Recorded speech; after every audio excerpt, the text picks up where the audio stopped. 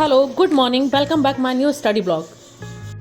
नजर घड़ी पे रखना मेरे दोस्त, सुई वापस फिर घूमेगी। अगर ये वक्त बुरा है तो वक्त फिर अच्छा आ जाएगा।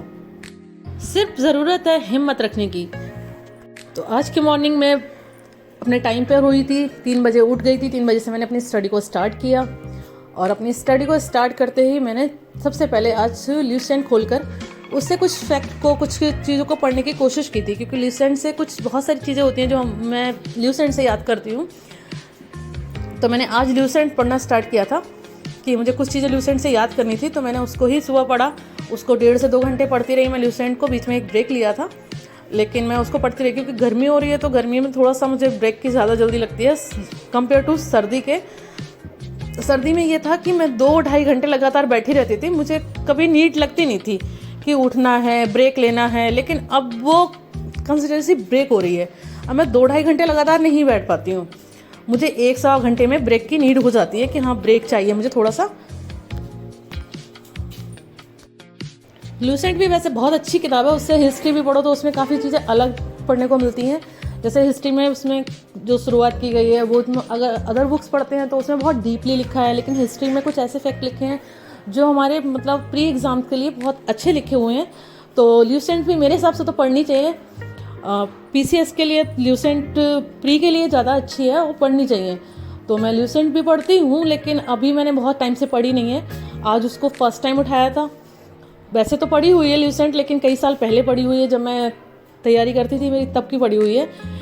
इस जो अभी मैं जो कर रही हूँ उसमें मैंने नहीं पढ़ी है ल्यूसेंट, तो मेरे लिए एक तरह से नई है बिल्कुल ल्यूसेंट है। क्योंकि अगर आपने 6-7 साल पहले कोई चीज़ पढ़ी है तो उसका कोई फिर लॉजिक रह नहीं जाता, वो कुछ भी याद नहीं है।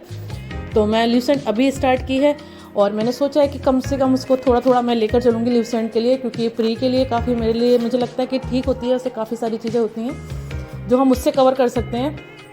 हर सब्जेक्ट को उसमें अच्छे से पॉइंट वाइज दे रखा है, तो ल्यूसेंट भी हमें पढ़नी चाहिए।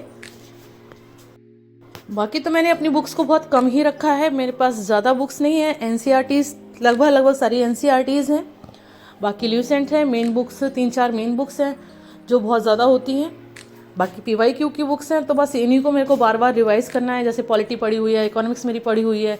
ये बुक्स मैंने जो अगस्त से स्टार्ट किया था तब से मेरी ये सारी दोबारा मैं पढ़ चुकी हूँ। मैं सिर्फ पढ़ा हुआ उन्हें मान रही हूँ जो मैंने इस बार पढ़ रखी हैं। अगस्त से स्टडी जब स्टार्ट की थी तब से मैंने जो पढ़ रखी हैं, क्योंकि उससे पहले मैंने कब सोचा पढ़ने के लिए, कब कितना पढ़ा, वो सब तो इरेज हो चुका है। मतलब रहता है हाँ पढ़ा सा, लेकिन कुछ एक्चुअल क्या चीज़ें फैक्ट हैं, क्या चीज़ें डेट्स हैं, वो कुछ याद नहीं आती हैं। तो हर चीज़ हमें स्टडी को एक फ्लो में लेके चलना होता है, कंटिन्यूटी बनाई रखनी होती है, तो ही वो हमारे लिए बेनिफिशियल होती है, वरना वो उतनी बेनिफिशियल नहीं हो पाती है। तो ये सोच रही हूँ कि मैं अगस्त से पहले ल्यूसेंट भी फिनिश कर लूँ तो वो ज़्यादा अच्छा होगा। ल्यूसेंट पूरी फिनिश हो जाए, मैथ्स का थोड़ा सा हो जाए, रीजनिंग हो जाए थोड़ी बहुत, जिससे कि मतलब फिर सितंबर बचेगा और अक्टूबर में 12 को है ही प्री। तो फिर उससे पहले सिर्फ पीवाईक्यू ही सिर्फ मॉक टेस्ट लगाने हैं, पीवाईक्यू अभी साथ साथ करते चलो। इस तरह से मैं अपनी स्टडी का एक टारगेट लेके चल रही हूँ कि जिस तरह से हो पाए तो थोड़ा सा बेनिफिट हो इसका।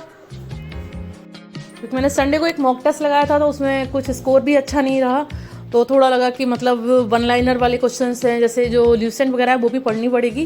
क्योंकि मैंने एक मॉक टेस्ट लगा के देखा था संडे को, तो उसमें स्कोर बहुत गंदा सा रहा। उसमें मैथ्स के सम भी सॉल्व नहीं हो पा रहे थे और काफ़ी कुछ मतलब मुझे ऐसा लग रहा था कि अभी 1 लाइनर है या मैथ्स है, रीजनिंग है, इस चीज़ को पढ़ने की भी बहुत नीड है और इन चीज़ों को पढ़ना पड़ेगा। तो वही था कि मैंने सिर्फ एनसीईआरटी और वो बुक्स ही पढ़ रही थी, क्योंकि ये चीज़ें भी हमें अभी पढ़ना है। अभी नहीं पढ़ेंगे तो फिर बाद में एक साथ टाइम नहीं मिलेगा, और फिर अभी टाइम काफ़ी है प्री एग्ज़ाम को। 12 अक्टूबर में भी टाइम पड़ा है, तो अच्छा है कि मेन बुक्स अभी 2 बार 3 बार जितनी भी हो जाए बेस्ट है। बाकी मेरी 1-2 बुक नहीं भी हुई है, जैसे ज्योग्राफी मेरी कंप्लीट नहीं हुई है। ज्योग्राफी की मेरे पास मेन बुक अभी मैंने ली ही नहीं है, तो वो मेरी कंप्लीट भी नहीं हुई है। तो बस ज्योग्राफी कंप्लीट नहीं हुई है, बाकी मेन बुक्स थोड़ी थोड़ी लगभग सभी हो चुकी हैं। और पॉलिटिकल तो पॉलिटी जो है वो एक ऐसा सब्जेक्ट है, उसमें तो मैं जितने आर्टिकल पढ़ती हूँ मुझे हर बार ये लगता है कि ये आर्टिकल ये तो मैंने पढ़ा ही नहीं है, ये आर्टिकल ये तो पढ़ा ही नहीं है। उसको तो बहुत ही मतलब कितनी बार भी पढ़ लो, मल्टीपल टाइम्स उसका रिवीजन कर लो, पढ़ लो, फिर भी ऐसा ही लगेगा कि वो पूरी कंप्लीट हो नहीं पाई है। जबकि उसे कितनी बार कंप्लीट कर लो, उसे बहुत बार पढ़ने की नीड है, बहुत बार पढ़ने की ज़रूरत है। और उसके भी वन लाइनर क्वेश्चंस अगर पॉलिटी के पढ़े जाएँ तो भी प्री के लिए मेरे ख्याल से लगता है अच्छा होगा।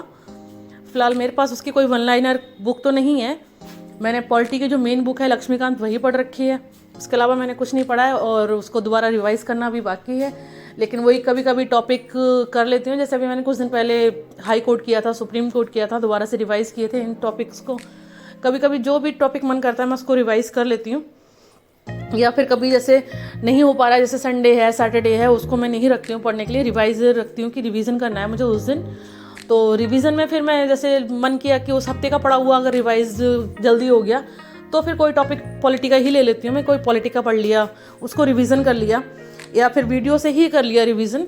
इस तरह से करती हूँ, क्योंकि रिवीजन उसका जितनी बार हो जाए उतना ही कम है, क्योंकि फिर वहाँ पे ऐसा लगता है कि ये क्वेश्चन पढ़ा है लेकिन ऑप्शन ऐसे हो जाते हैं कि कौन सा है। जैसे मैं उस दिन में एक मॉक टेस्ट लगा रही थी तो उसमें 2 ऑप्शन तो मुझे कंफर्म थे कि ये नहीं है इसके, लेकिन 2 ऑप्शन में ऐसा कन्फ्यूज़न था कि ये होगा या ये होगा। वहाँ बहुत ज़्यादा मतलब इरिटेशन होने लगती है कि 2 तो मुझे क्लियर थे कि ये नहीं है, मेरे पढ़े हुए थे कि ये तो है ही नहीं, लेकिन 2 में एक ना 50-50 कन्फ्यूज़न हो रहा था। अगर 90-10 का रेशियो हो तो भी समझ में आता है कि जिसमें 90% हम श्योर हैं, चलो उसको टिक कर देते हैं, लेकिन 50-50 का रेशियो हो तो फिर बहुत ज़्यादा इरिटेशन होती है कि ऐसे कैसे हो, दिमाग में है कि मतलब श्योरिटी हो कि ठीक है यही आंसर होगा।